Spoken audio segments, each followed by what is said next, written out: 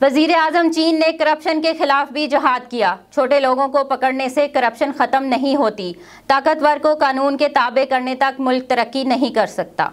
वजीर आजम ने Karachi nuclear power plant unit का इफ्तिताह कर दिया। इस मौका पर इमरान खान ने कहा कि चीन की मदद से लगने वाला प्लांट 3G टेक्नोलॉजी पर मुश्तमिल है। मुल्क में क्लीन एनर्जी बहुत ज़रूरी है। पावर प्लांट 1100 मेगावाट बिजली पैदा करेगा।